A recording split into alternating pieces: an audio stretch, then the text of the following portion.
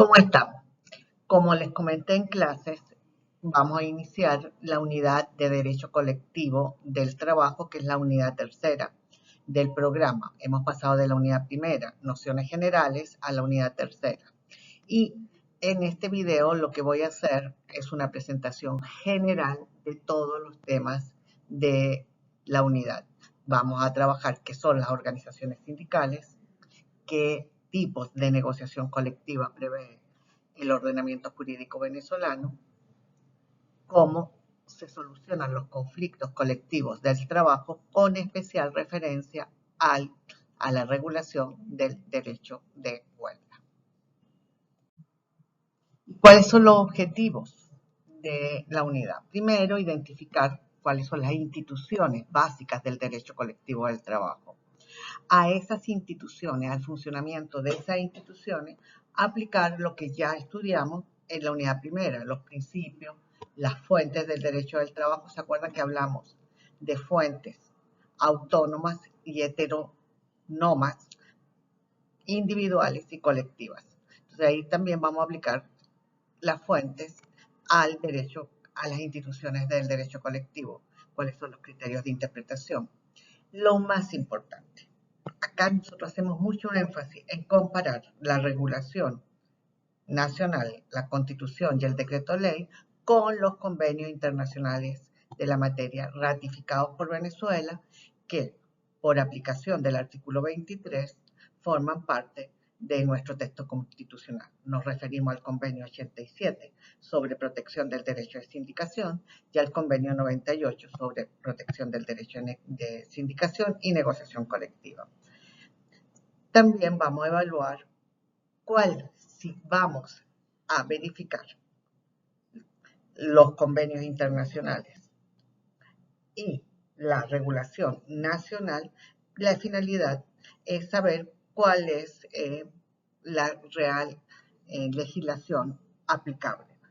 Sí, en algunos casos, en teoría, deberíamos preferir aplicar los convenios internacionales.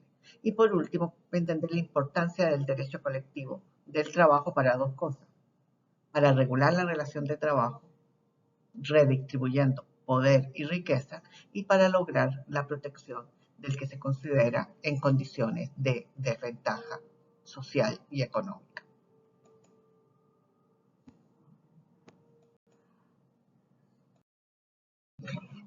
¿Qué refleja la historia del derecho del trabajo? La primera cosa es las diferencias entre dos sectores sociales o dos clases sociales, como usted quiera, entre los que son los dueños de los medios de producción y los que prestan servicio para esos dueños de los medios de producción, entre los empleadores y los trabajadores.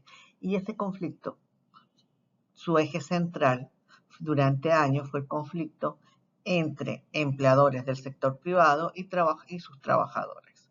De ahí que también refleja las conquistas que ha logrado un sector social de la modificación del derecho.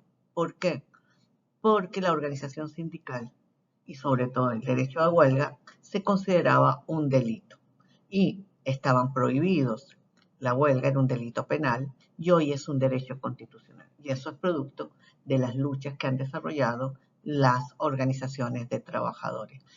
Eso de que se pasara de una prohibición a una regulación y a la consagración de un derecho constitucional implica que el derecho de negociación colectiva y el derecho de huelga pueden ejercerse, y la libertad sindical en general pueden ejercerse en el mundo con absoluta libertad. No. Hay viejas formas de represión contempladas en los códigos penales con nuevas formas de limitación del derecho de los trabajadores a organizarse y a negociar colectivamente.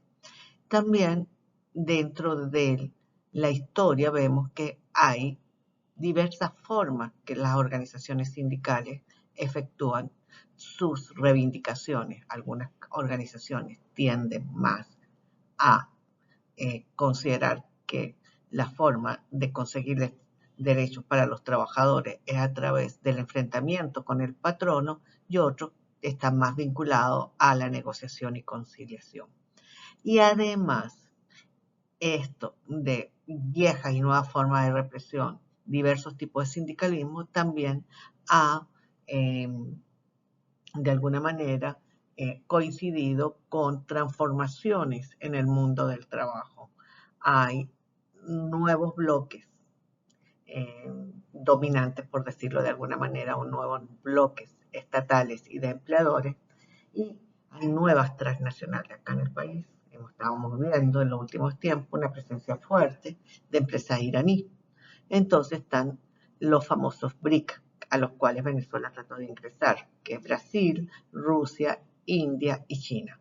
Y como ese bloque, que también es un bloque capitalista que defiende los intereses de las empresas de esos países, ha tenido enfrentamiento con otros bloques y las dificultades que, por ejemplo, tuvo Venezuela para ingresar. Pero además, ¿qué es el derecho colectivo en un contexto de un Estado social de derecho y de justicia? Primero, el sindicato es uno de los pocos asociaciones de lo que se denomina sociedad civil que tiene rango constitucional, junto con las cooperativas y con las organizaciones de las comunidades indígenas. Entonces, es un sujeto constitucional que tiene protección constitucional. Y la negociación colectiva también está consagrada como derecho constitucional, lo cual implica que hay un contrato celebrado entre dos particulares que tiene protección constitucional y que tiene efectos especiales. ¿En qué sentido? Que ese contrato que celebra un sindicato que agrupa, pónganse 500 trabajadores, pero en la empresa hay 800 trabajadores, se le aplica inclusive a los miembros que no están afiliados al contrato, al sindicato. Y otro elemento clave es que recordemos que el uso de la fuerza es una atribución exclusiva del Estado y uno de los pocos casos en que se permite jurídicamente el uso de la fuerza, porque tú cierras la empresa, puedes impedir que la empresa funcione, es la huelga. Pero además, se permite esto, pero además, ¿cuál es la finalidad del derecho? Buscar una salida, una solución al conflicto. Y por eso se establecen unos medios especiales de solución de conflicto. ¿Cuáles son los temas del programa? El primer tema está dedicado a las organizaciones sindicales. ¿Qué vamos a ver ahí? ¿Qué es un sindicato? ¿Cómo se crea un sindicato? Tipos de sindicato. ¿Cómo se disuelve o finaliza la vida de un sindicato? ¿Cuáles son los fines y las funciones de los sindicatos? ¿Qué protección tienen las personas que van a crear un sindicato, lo que se llama el fuero sindical, y los dirigentes sindicales? ¿Qué es el Registro Nacional de Organizaciones Sindicales? Y cuáles son las atribuciones del Consejo Nacional Electoral para organizar las elecciones de los sindicatos.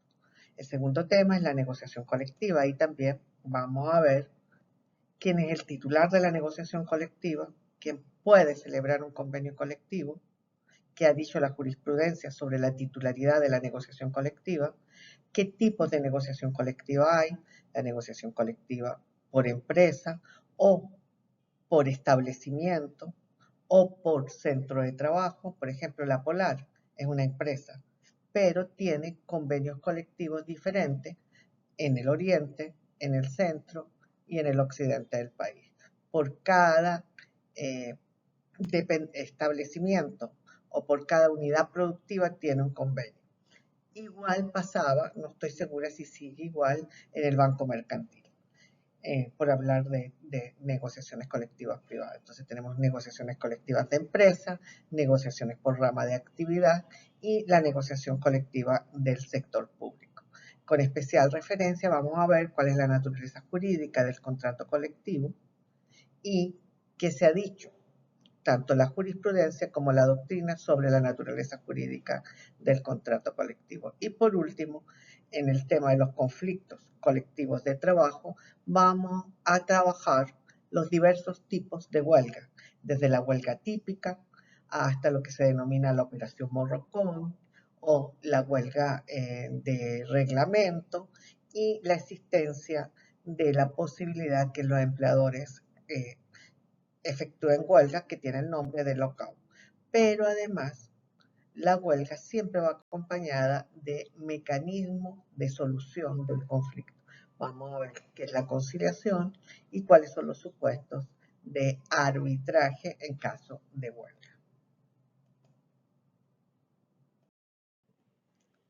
Atraviesa toda la regulación del derecho colectivo la libertad sindical y lo que se denomina el programa de acción. ¿Qué significa esto? El convenio 87 de la Organización Internacional del Trabajo establece en su artículo 3, numeral 1, que las organizaciones de trabajadores y de empleadores tienen el derecho no solo de organizarse, como ellos estimen conveniente de acuerdo a sus estatutos, no solo de elegir a sus representantes y de organizar su administración, sino también de formular, y las negrillas son mías, su programa de acción. Y el programa de acción tiene tres facetas: la posibilidad de organizarse, la negociación y el ejercicio del derecho de huelga. Por eso, el Comité de Libertad Sindical considera que, y eso vamos a discutirlo, el convenio 87 ampara el derecho de huelga.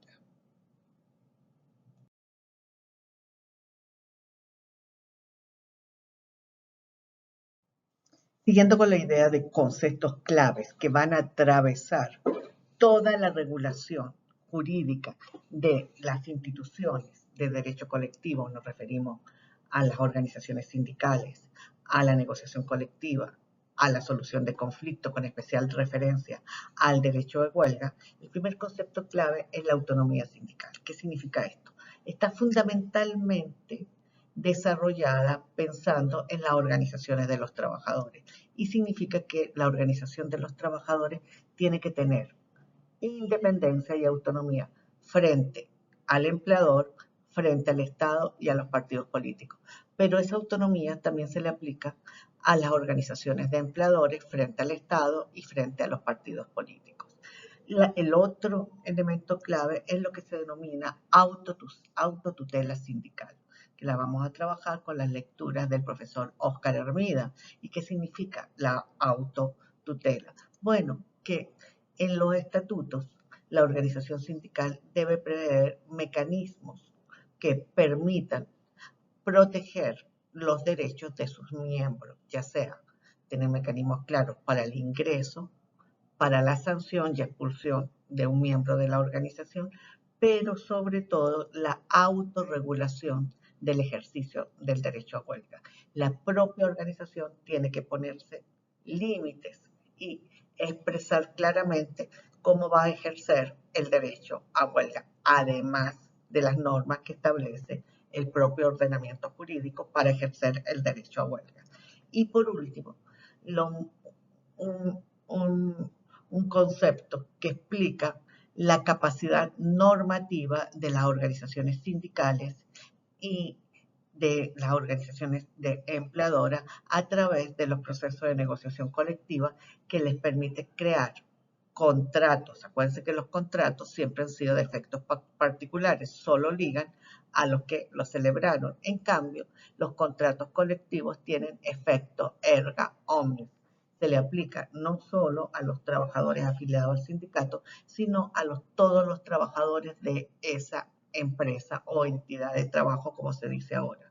Y por último, parte de esa autonomía colectiva es el diálogo social que le permite a las organizaciones de trabajadores y a las organizaciones de empleadores participar en la generación de políticas públicas para regular el mundo del trabajo. Si hay una ley del trabajo, tiene que ser consultada tanto las organizaciones sindicales como las de empleadores. Si hay una ley de condición y medio ambiente del trabajo que está promoviendo una ley especial que promueve la seguridad y un entorno de trabajo saludable, debe ser consultada. De igual manera, las leyes que promueven, las leyes sobre la infancia, que van a regular alguna posibilidad de trabajo infantil, tienen que ser consultadas. Entonces, El diálogo social es también parte de la manifestación de la autonomía colectiva. Textos generales para la mayoría, para todos los temas son dos. Primero, el informe de la comisión de encuesta que se pasea tanto por la creación como las dificultades de la negociación colectiva y como la represión a la huelga, la recopilación de decisiones del Comité de Libertad Sindical del año 2018. En particular, ahí es muy importante que manejen la absoluta interdependencia entre libertad sindical y libertades cívicas. No puede haber libertad sindical si no hay libertades cívicas, si no hay derecho de la expresión, si no hay derecho de información, libertad de expresión, libertad de tránsito, derecho de reunión. Sin eso es imposible que haya libertad sindical. ¿Y cuáles son las funciones que deben tener los registros que exigen los estados para las organizaciones sindicales? ¿Cuál es la función del Estado en torno a la promoción, protección y garantía de la libertad sindical? Pero también tenemos textos específicos que los voy a repetir en la lámina dedicada al tema en cuestión. Por ejemplo, en materia de negociación colectiva, huelga, hay un trabajo de la profesora Ana Gerson, del profesor Leonidas Mente y mío, que está en el aula virtual, que se llama Apuntes sobre negociación colectiva, huelga y sistema de solución de conflictos. Y hay dos trabajos míos con el profesor Óscar Hernández, uno dedicado al tema de la libertad sindical, tema 17, y otro dedicado al tema de huelga. Y el del tema de huelga también tienen que trabajar el texto que también está en la biblioteca virtual del profesor Óscar Hermida sobre el derecho a huelga. ¿Qué quiero decir? Estos son los textos generales y en las láminas específicas les voy a hablar de otros textos, como por ejemplo el tema de la naturaleza jurídica de la convención colectiva, que hay un texto especial del profesor Héctor Jaimes. Vamos a iniciar con el tema 17, las asociaciones sindicales, nociones generales, formación, extinción de las organizaciones sindicales y qué es la acción sindical. Lo primero que vamos a ver es qué es el derecho colectivo del trabajo, quiénes son los sujetos del derecho colectivo del trabajo y la diferencia entre los sujetos del derecho colectivo del trabajo y derecho individual.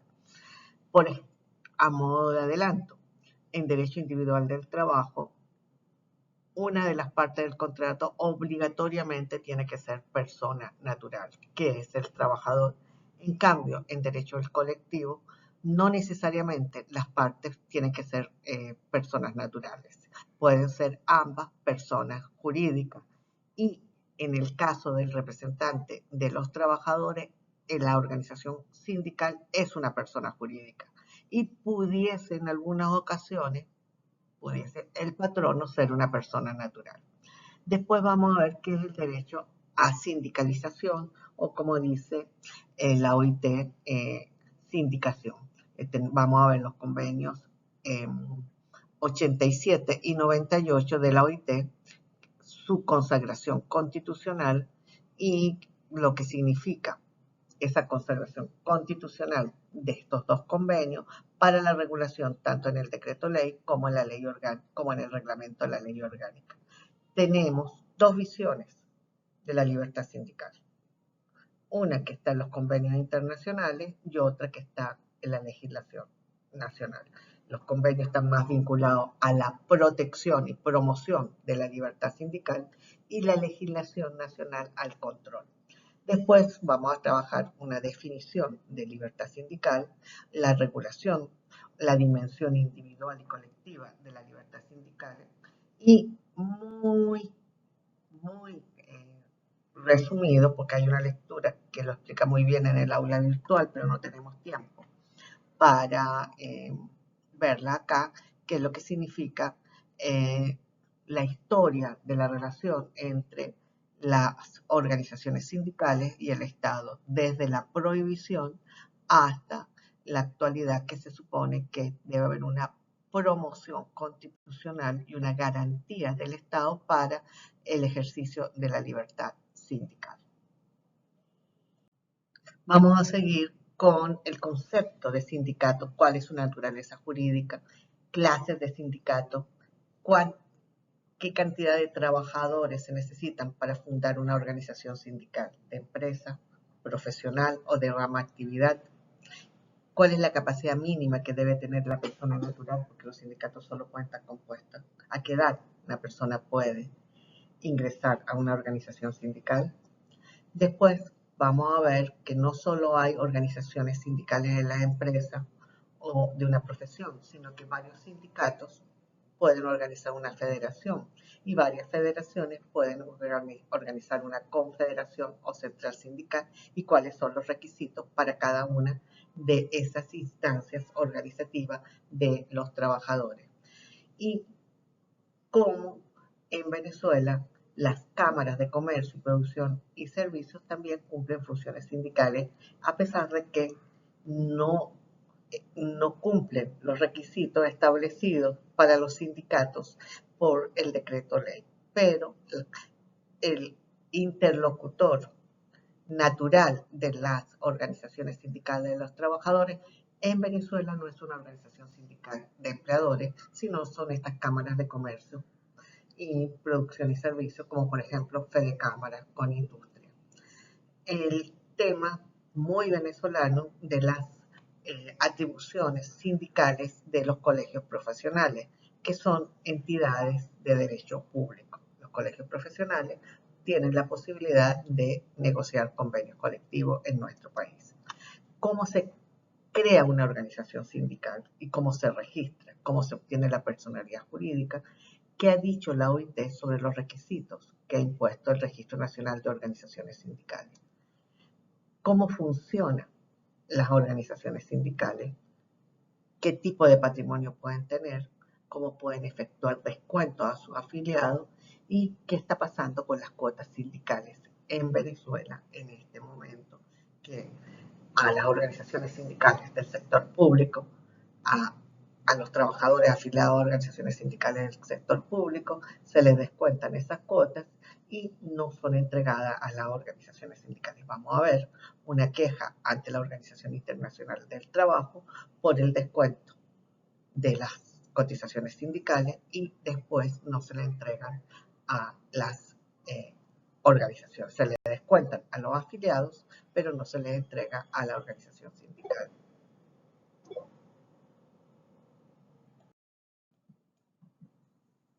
Siguiendo con el tema 17, vamos a explicar qué es el fuero sindical como mecanismo de protección de las personas que están organizándose en un sindicato, negociando un convenio o ejerciendo el derecho de huelga, y la protección especial de los dirigentes de las organizaciones sindicales, como es el procedimiento para despedir a una persona amparada por fuero sindical. Vamos a ver cuáles son las formas de liquidar una organización y cuáles son las causas que prevé nuestra legislación para la separación de los miembros de una organización sindical, unas federaciones. En estos temas vamos a estar siempre recordando que todos estos temas que están regulados por la legislación, según la Organización Internacional del Trabajo y el Convenio 87, deberían ser objeto de regulaciones internas, deberían ser por los estatutos. Igual las cláusulas sindicales de preferencia y de exclusión, que son las cláusulas sindicales de preferencia, que son las cláusulas de exclusión, el tema de que los directivos sindicales debe haber alternabilidad en el ejercicio de esas funciones, cómo se determina la representatividad de un sindicato para negociar colectivamente y cuáles son las limitaciones de los dirigentes sindicales con el periodo de ejercicio de su cargo vencido en la legislación nacional y cuál ha sido la posición tanto de los órganos de control en aplicación de normas internacionales del trabajo y de la Comisión de Encuesta de la OIT. Por último, vamos muy resumidamente a hacer algunos comentarios sobre la situación actual de las centrales sindicales en las organizaciones internacionales del trabajo, las organizaciones regionales como la Central Sindical de la América o la Organización internacional mundial como la Central Sindical Internacional.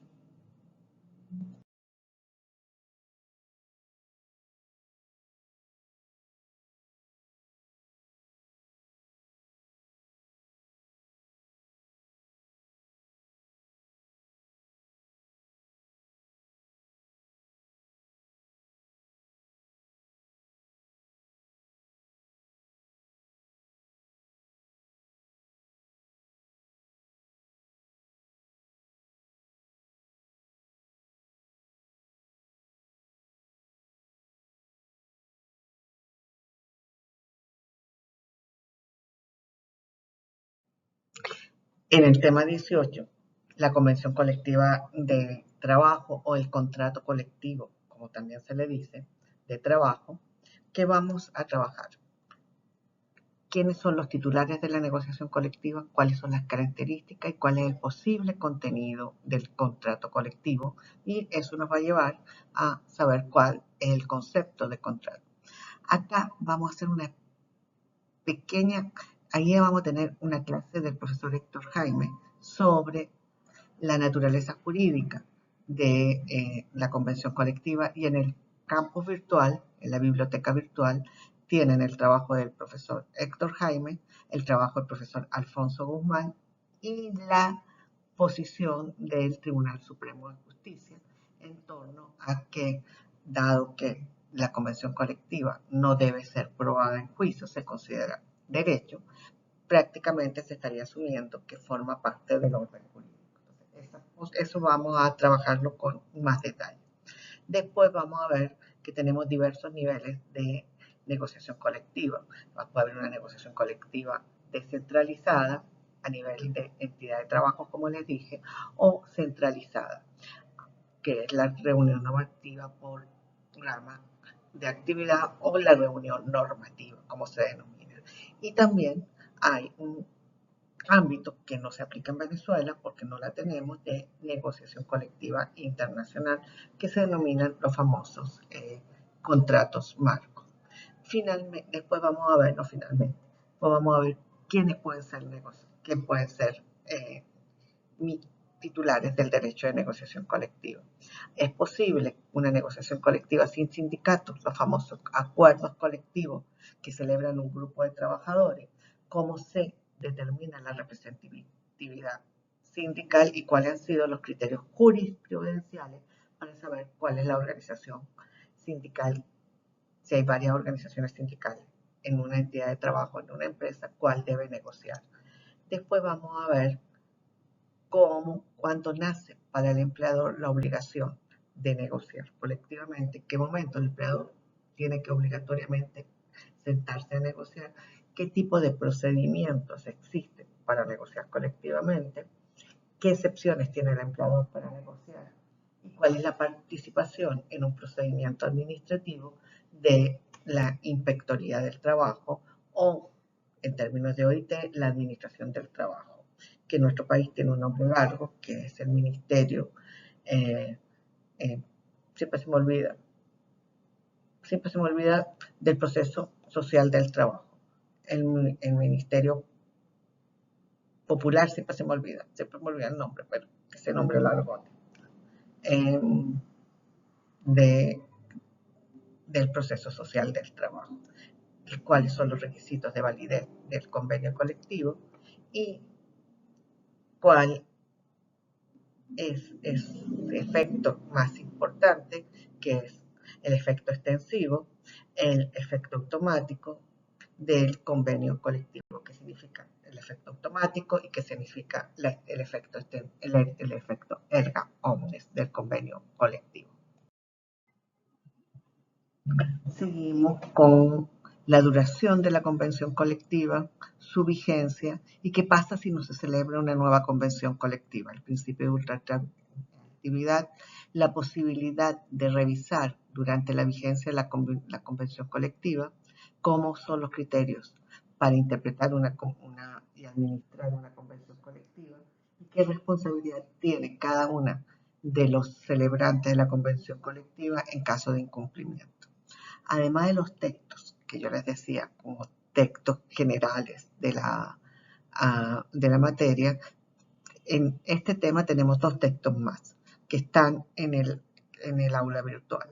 La naturaleza de la Convención Colectiva del Trabajo, del profesor Héctor Jaime, y las defensas y alegatos del patrono sobre la improcedencia de la negociación colectiva, que están en el texto también en el libro Homenaje al profesor Caldera, del año 2011, del profesor León Arizmendi.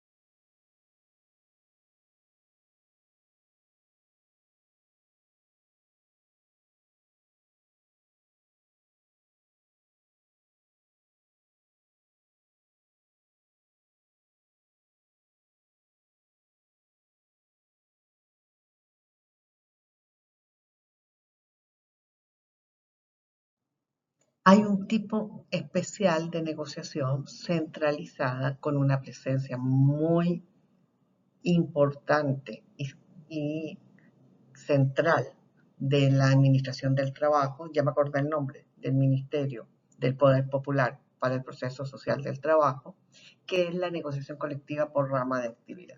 Lo primero es que esta es una negociación que surge en el año 58, un decreto ley sobre contratos colectivos por rama de industria, cuya aplicación siempre en el país fue muy limitada.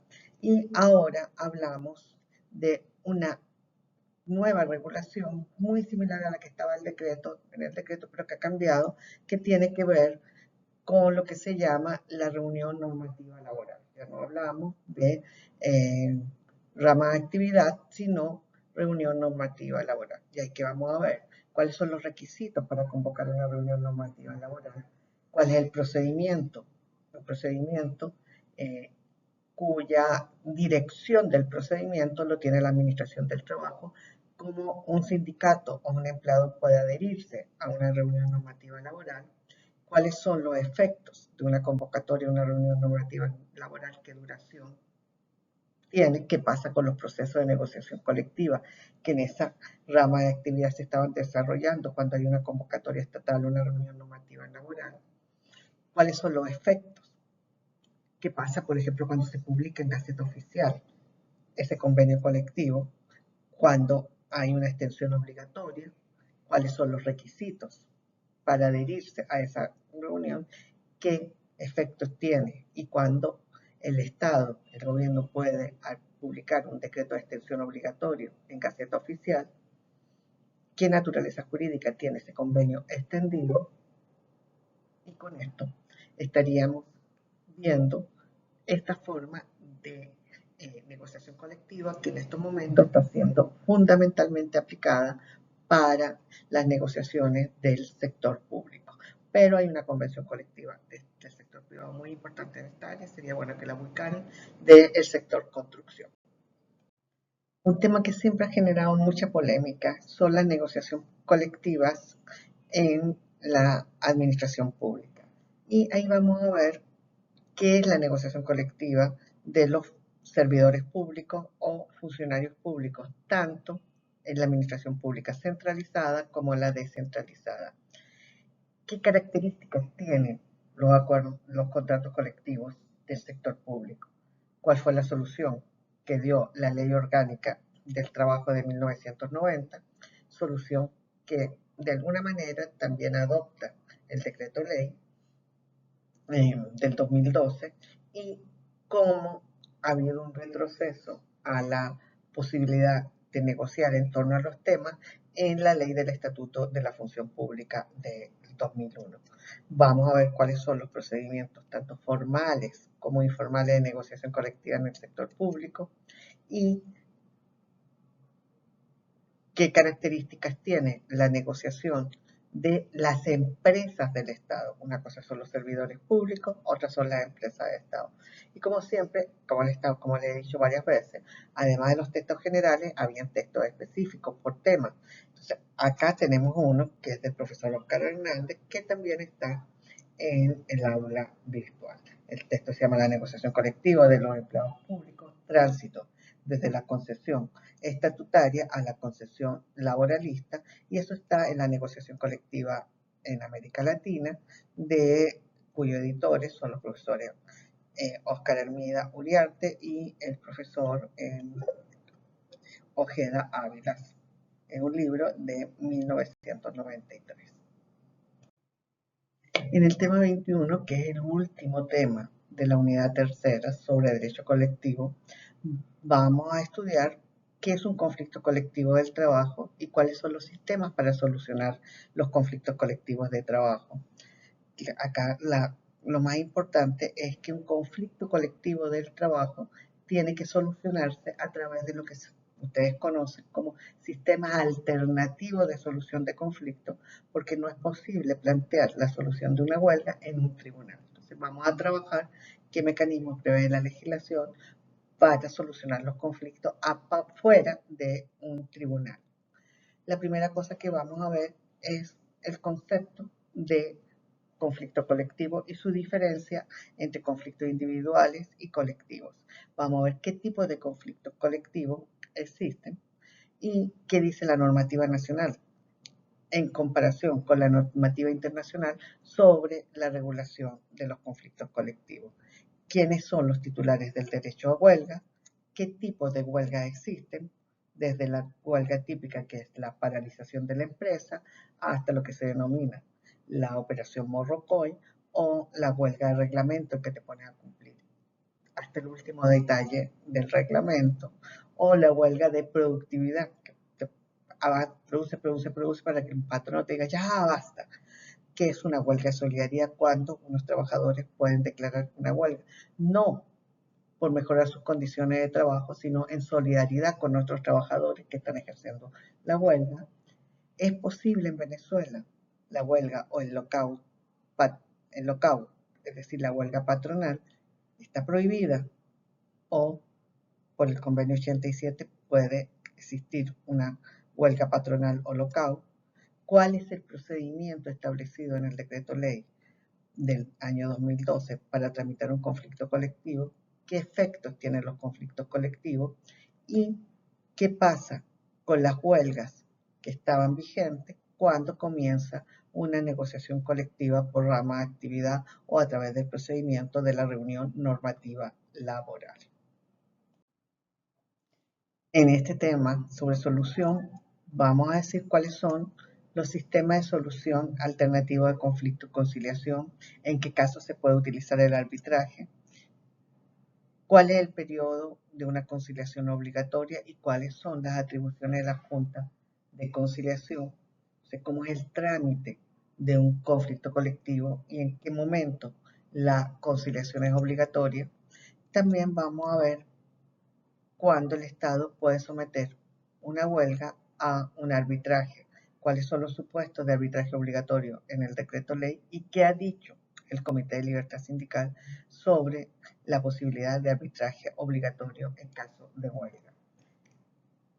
¿Qué sanciones hay en caso de huelgas ilegales y qué garantías tienen los trabajadores en el momento que ejercen su derecho a huelga, cómo están protegidos en el momento que ejercen su derecho a huelga? Y como siempre lo he dicho, volvemos a textos específicos para cada uno de los temas, los otros en textos generales, ahora en textos específicos. Tenemos dos: el arbitraje y conflictos colectivos de trabajo de Ana Cecilia Gerson Anzola y el trabajo del profesor Óscar Hernández mío sobre derecho a huelga. Todos están en la biblioteca virtual. Bueno, ya para finalizar, porque ya estamos cerca del parcial, creo que las recomendaciones las hemos visto en las clases presenciales. No hay una respuesta correcta. Depende del criterio doctrinal o jurisprudencial que usted utilice. Y es imprescindible el manejo de las normas internacionales del trabajo para el tema del derecho colectivo del trabajo. Bueno, espero que este video les sea de utilidad y conversemos en clase de cómo vamos a empezar a analizar cada uno de los temas de esta unidad tercera del programa de la materia.